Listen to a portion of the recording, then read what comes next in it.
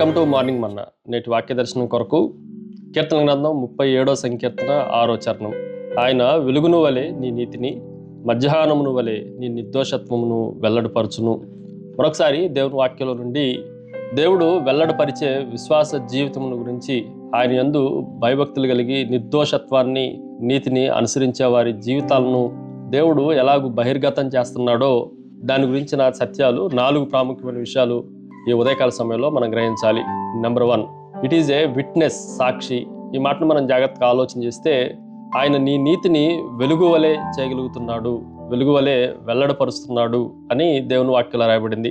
వెలుగు వలె అన్న మాటను మనం జాగ్రత్తగా ఆలోచన చేస్తే, రాత్రి అంతా చీకటి ఉన్నప్పుడు ఆ వెలుగు ఆ రాత్రి అంతటిని ఎలాగైతే విరగ్గొట్టి ఆ చీకటిలో దాగి ఉన్న వాటిలన్నిటినీ అందరికీ కనబడేలాగా ఎలాగైతే బహిర్గతం చేయగలనో, అలాగే నీతిగా బ్రతికిన మన జీవితాలన్నిటినీ దేవుడు ఒక రోజున అన్నిటిని విరిచివేసి, వాటిలన్నిటినీ దాగి ఉన్న సత్యాలన్నిటినీ, ఎక్కడో అడుగు పడిపోయిన మన జీవితాన్ని ప్రపంచం మొత్తం చూసేలాగా ఆయన ప్రపంచానికి వెలుగులాగా ప్రకాశించేలాగా చేయగలడు. అందుకని ఎప్పుడన్నా అవమానాలు వచ్చినా, ఎప్పుడన్నా బలహీనతలు కలిగినా, ఎవరన్నా మనం నిర్లక్ష్యం చేసినా భయపడక దేవుని సమయం కొరకు మనం వేచి ఉండేవారంగా మనల్ని మనం సిద్ధపరచుకోవాలి. రెండో విషయాన్ని మీకు జ్ఞాపకం చేస్తాను. ఇట్ ఈజ్ ఏ వర్త్, విలువ. ఈ మాటను కూడా మనం జాగ్రత్తగా ఆలోచన చేస్తే, దేవుడు మనకు ఎలాగో విలువనిస్తున్నాడు అనంటే మన యథార్థమైన జీవితాన్ని బట్టి. నీ నిర్దోషత్వాన్ని అన్న మాటను మనం జాగ్రత్తగా ఆలోచన చేస్తే, ఎటువంటి దోషం లేని యథార్థ జీవితానికి దేవుడు ఎప్పుడు విలువ ఇచ్చేవాడుగా కనిపిస్తూ ఉంది. ఈ మాటను కూడా మనం జాగ్రత్తగా ఆలోచన చేయాలి. ఒకప్పుడు ముత్యము అనేది సముద్రము అట్టడుగున ఎవరికీ కనపడకుండా ఉంటుంది. కానీ ఒక రోజున ఆ ముత్యాన్ని బయటికి తీసినప్పుడు, వెల్లడి చేసినప్పుడు అది అమూల్యమైన ముత్యంగా, చాలా విలువ కలిగిన ముత్యంగా కనిపిస్తూ ఉంటుంది. అలాగే మన జీవితాల్లో కూడా ఒక రోజున డే లైట్లోనికి దేవుడు మనల్ని తీసుకుని వస్తాడు.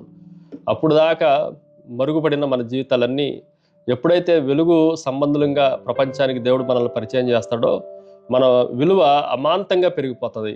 ఆ సమయాన్ని మనం ప్రభువు కొరకు వేచి ఉండాలి. మూడో విషయాన్ని మీకు జ్ఞాపకం చేస్తాను. ఇట్ ఈజ్ ఏ విజ్డమ్, జ్ఞానము. ఈ మాటను కూడా మనం జాగ్రత్తగా ఆలోచన చేస్తే, మధ్యాహ్నము వలెనే అన్న మాట రాయబడతా ఉంది. దేవుడు మన నిర్దోషత్వాన్ని, మన నీతిని ఆయన మధ్యాహ్నపు వేళన ఆయన మనకు వెల్లడి చేస్తున్నాడు అన్న వాక్యాన్ని మనం గ్రహించాలి. మధ్యాహ్నము అన్న మాటను మనం జాగ్రత్తగా ఆలోచన చేస్తే, మధ్యాహ్న సమయంలో మాత్రమే, మిట్ట మధ్యాహ్న సమయంలో మాత్రమే నీడ అనేది ఉండదు. నీడ లేని జీవితం దేన్ని చూపిస్తుంది అంటే, కంప్లీట్గా మనల్ని పూర్తిగా ప్రపంచానికి చూపించగలుగుతుంది. నీడున్నప్పుడు కొన్ని షాడోలు పడటానికి అవకాశం ఉంది.